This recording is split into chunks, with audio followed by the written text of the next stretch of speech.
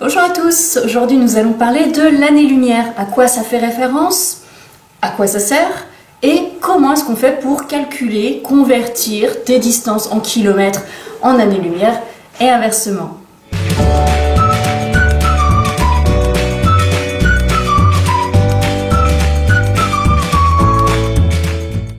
L'année-lumière, c'est une unité de distance et non pas de temps comme on pourrait le penser a priori en entendant année-lumière. On va s'en servir en astronomie essentiellement où l'on doit exprimer des distances énormes. Par exemple, le diamètre de la galaxie, il est d'environ 1 milliard de kilomètres, c'est-à-dire 1 avec 18 zéros derrière. Alors on comprend bien que c'est très vaste, mais on ne se rend pas bien compte à quoi est-ce que ça correspond.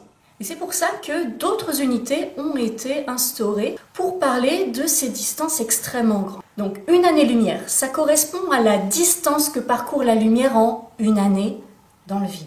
C'est-à-dire, eh bien faisons le calcul. Premièrement, il faut se souvenir des formules reliant la vitesse, la distance et le temps. Vitesse est égale à distance sur le temps. Nous, on veut une distance, l'année-lumière. Donc on va exprimer distance est égal à une vitesse fois un temps, fois une durée. Quelle est la vitesse de la lumière? 300 000 km par seconde. Cela signifie que la lumière parcourt 300 000 km en une seconde. Mais nous, on veut savoir quelle distance elle parcourt, non pas en une seconde, mais en une année. Donc nous allons déjà faire le calcul de savoir combien de secondes il y a en une année. Dans une année, nous avons 365,25 si on veut être précis avec les années bissextiles, jours. Fois, combien d'heures dans une journée? 24. Combien de minutes dans une heure? 60. Et combien de secondes dans une minute? 60. Ceci nous fait un total de 31 557 600 secondes dans une année.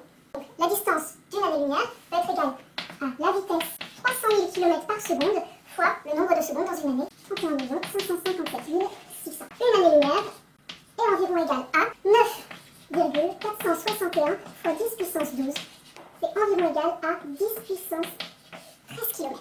Donc ce qui veut dire qu'une année-lumière représente 10 puissance 13 km. 10 puissance 13, c'est 1 avec 13 zéros derrière. Autrement dit, ça fait environ 10 000 milliards de kilomètres. Alors une question, est-ce qu'il faut savoir ces chiffres-là par cœur? Il faut savoir comment on les a obtenus et comment les retrouver par ce calcul. Alors deuxième étape maintenant, comment convertir des kilomètres en années-lumière et inversement?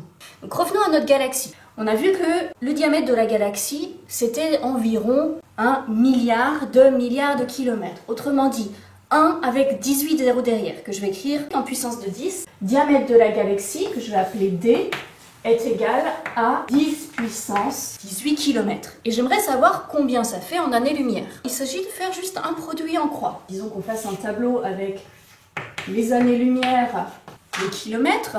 Une année-lumière fait environ 10 puissance 13 km. Ici, le diamètre de la galaxie est d'environ 10 puissance 18 km. Et le nombre qu'on cherche, c'est le diamètre de la galaxie, hop, 30x, en années-lumière. Produit en croix, x est égal à 1 fois 10 puissance 18 divisé par 10 puissance 13.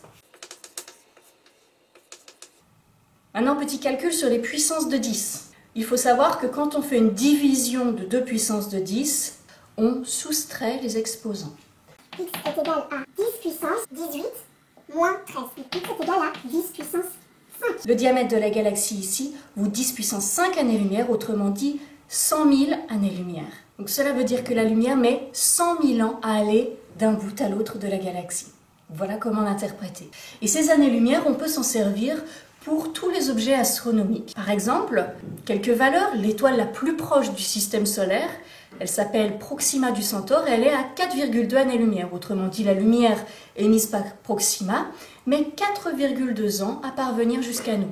Et l'étoile la plus lointaine observée, elle a été nommée Icare et elle se trouve à 9,3 milliards d'années-lumière de nous.